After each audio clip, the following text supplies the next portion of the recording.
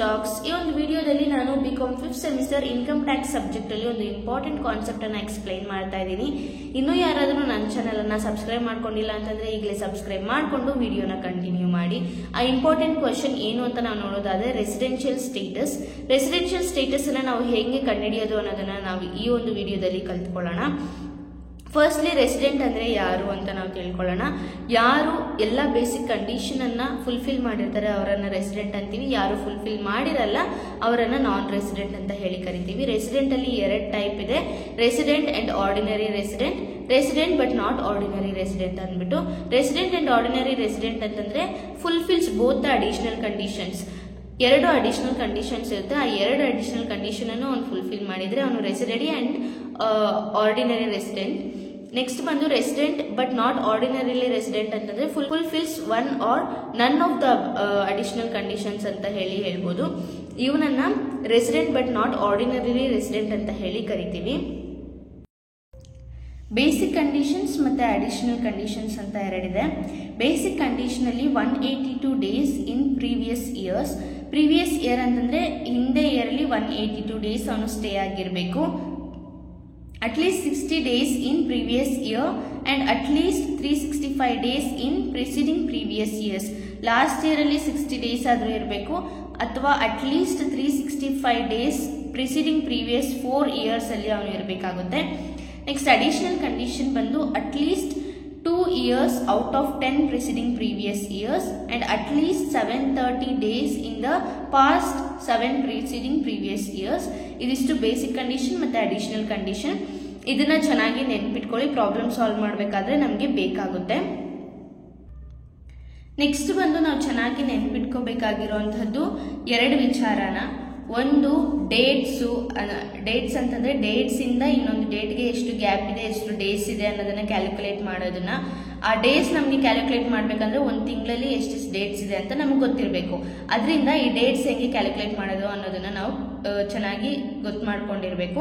And previous years ಯಾವುದು, previous year ಅಲ್ಲಿ ಯಾವುದು ಲೀಪ್ ಇಯರ್ ಅನ್ನೋದನ್ನ ನಾವು ಚೆನ್ನಾಗಿ ಕಂಡುಹಿಡ್ಕೊಂಡಿರ್ಬೇಕು. ಅಂಡ್ ಇನ್ನೊಂದು ಫಿನಾನ್ಷಿಯಲ್ ಇಯರ್ ಪ್ರಕಾರನೇ ನಾವಿಲ್ಲಿ ಕ್ಯಾಲ್ಕುಲೇಟ್ ಮಾಡ್ತಾ ಇದೀವಿ, ಬೇರೆ ಯಾವುದನ್ನ ನಾವು ಅಂದ್ರೆ ಇಯರ್ ವೈಸ್ ನಾವು ತಗೋತಾ ಇಲ್ಲ, 21 to 22 ಆ ತರ ಫಿನಾನ್ಷಿಯಲ್ ಇಯರ್ ಪ್ರಕಾರನೇ ನಾವು ಇದು ಕಂಡು ಹಿಡಿತಾ ಇದೀವಿ. ಫಿನಾನ್ಷಿಯಲ್ ಇಯರ್ ಅಂತಂದ್ರೆ 31st ಮಾರ್ಚ್ಗೆ ಫಿನಾನ್ಷಿಯಲ್ ಇಯರ್ ಎಂಡ್ ಆಗುತ್ತೆ, ಏಪ್ರಿಲ್ 1ಗೆ ಫಿನಾನ್ಷಿಯಲ್ ಇಯರ್ ಸ್ಟಾರ್ಟ್ ಆಗುತ್ತೆ. ಈ ಬೇಸಿಸ್ ಮೇಲೆ ನಾವು ಪ್ರಾಬ್ಲಮ್ಸ್ ಅನ್ನ ಸಾಲ್ವ್ ಮಾಡಕ್ ಹೋಗ್ತಾ ಇದೀವಿ. ಅಂಡ್ ಲೀಪ್ ಇಯರ್ ಯಾವುದು ಅನ್ನೋದನ್ನ ಚೆನ್ನಾಗಿ ಕಂಡಿಡ್ಕೊಂಡಿರಿ. ಲೀಪ್ ಇಯರ್ ಅಲ್ಲಿ 29 ಬರುತ್ತೆ, ಲೀಪ್ ಇಯರ್ ಅಲ್ಲದೆ ಇದ್ದಾಗ 28 ಡೇಸ್ ಬಂದು ಫೆಬ್ರವರಿಯಲ್ಲಿ ಇರುತ್ತೆ. ಅದನ್ನ ನೀವು ಚೆನ್ನಾಗಿ ಇಟ್ಕೊಂಡಿರಿ. ಇವಾಗ ಒಂದು ಚಿಕ್ಕ ಪ್ರಾಬ್ಲಮ್ ಅನ್ನ ನಾವು ಸಾಲ್ವ್ ಮಾಡ್ತಾ ಹೋಗೋಣ.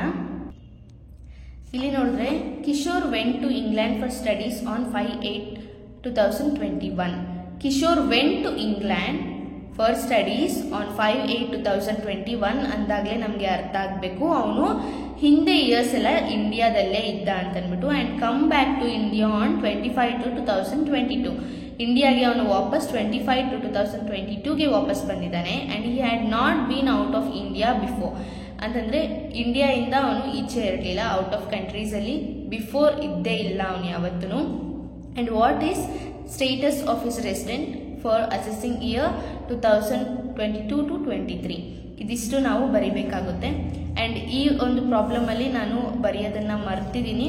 ಇಲ್ಲಿ previous year, accessing year and accessing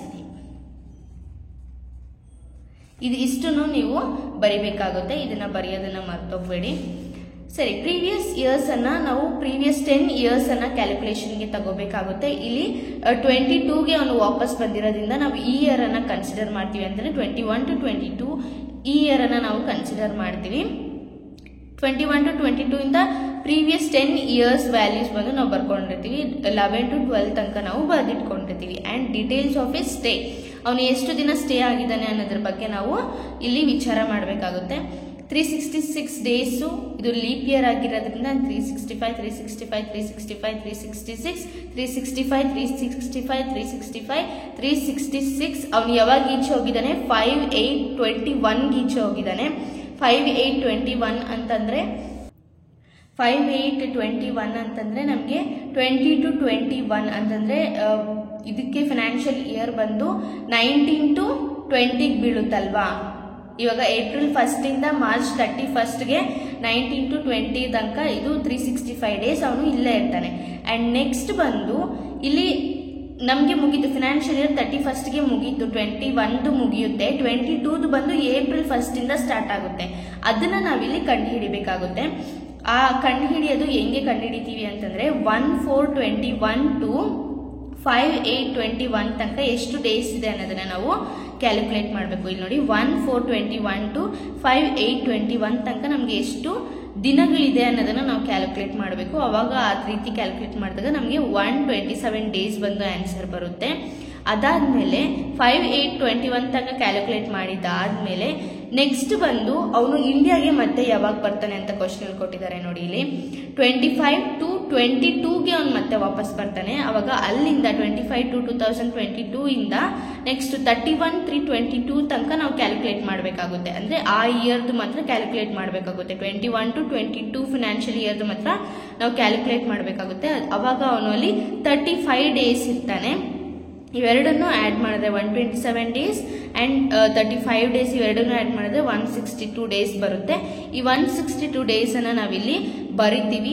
and 60 days in the previous year and 365 days in 4 preceding previous years ಅಂತ ಹೇಳಿದ್ದಾರೆ. ಪ್ರೀವಿಯಸ್ ಇಯರ್ ಅಲ್ಲಿ 60 ಡೇಸ್ ಅವನಿದ್ದಾನೆ, ಸೊ ಅದಕ್ಕೂ ಅವನು ರೆಸಿಡೆಂಟ್ ಆಗಿರ್ತಾನೆ. ಅಂಡ್ 4 ಪ್ರಿಸಿಡಿಂಗ್ ಪ್ರೀವಿಯಸ್ ಇಯರ್ಸ್ ಅಲ್ಲಿ ಅವನು 365 ಡೇಸ್ ಇರಬೇಕಾಗುತ್ತೆ. ಆ 365 ಡೇಸ್ ಅನ್ನು ಅವನು ಕಂಪ್ಲೀಟ್ ಮಾಡಿದ್ದಾನೆ. ಅದರಿಂದ ರೆಸಿಡೆಂಟ್ ಆಗಿ ನಾವಿಲ್ಲಿ ಬರ್ದಿರ್ತೀವಿ. ಅವನ ರೆಸಿಡೆನ್ಷಿಯಲ್ ಸ್ಟೇಟಸ್ ಅನ್ನ ರೆಸಿಡೆಂಟ್ ಅಂತ ಹೇಳಿ ಬರ್ತಿದೀವಿ. And total stay in 4 preceding previous years ಅನ್ನ ನಾವು ಕ್ಯಾಲ್ಕುಲೇಟ್ ಮಾಡಬೇಕು.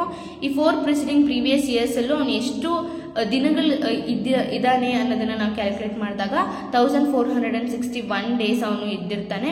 ಅಂಡ್ 7 ಪ್ರಿಸಿಡಿಂಗ್ ಪ್ರೀವಿಯಸ್ ಇಯರ್ ಇದು ಅಡಿಷನಲ್ ಕಂಡೀಷನ್ಸ್ ಅಲ್ಲಿ ಇರುವಂತಹದ್ದು. Total stay 7 preceding previous years ಅಲ್ಲಿ ಎಷ್ಟಿದೆ ಅಂತ ನಾವು ನೋಡಿದಾಗ 1557 ಡೇಸ್ ಅವನು ಇದ್ದಿರ್ತಾನೆ.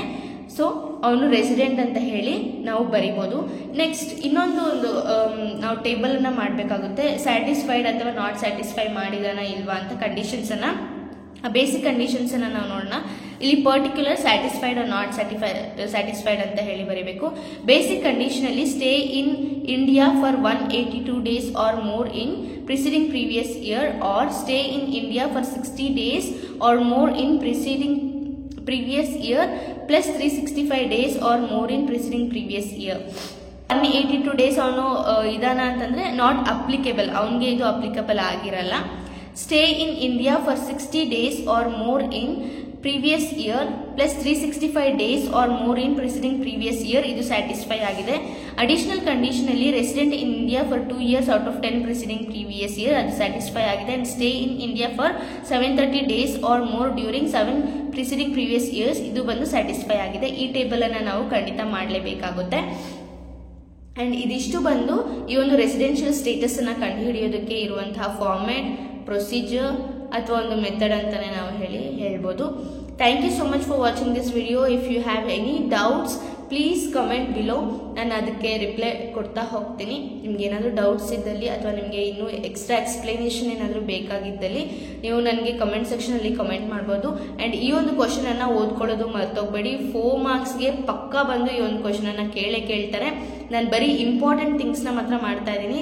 ನಿಮ್ಗೆ ಏನಾದರೂ ಡೌಟ್ ಇದ್ದಲ್ಲಿ ಪ್ಲೀಸ್ ಕಮೆಂಟ್ ಸೆಕ್ಷನಲ್ಲಿ ಕಮೆಂಟ್ ಮಾಡಿ. ನಿಮ್ಗೆ ಅರ್ಥ ಆಗಿಲ್ಲ ಅಂದಲ್ಲಿ ಕಮೆಂಟ್ ಸೆಕ್ಷನಲ್ಲಿ ಕಮೆಂಟ್ ಮಾಡಿ. Thank you so much for watching this video. ನನ್ನ ವಿಡಿಯೋಸನ್ನು ಫಾರ್ವರ್ಡ್ ಮಾಡ್ತಾ ಹೋಗಿ, ಯಾರಿಗೆಲ್ಲ ಅವಶ್ಯಕತೆ ಇದೆ ಅವ್ರಿಗೆಲ್ಲ ಫಾರ್ವರ್ಡ್ ಮಾಡಿ. And let's meet in our next video. Until then, bye bye.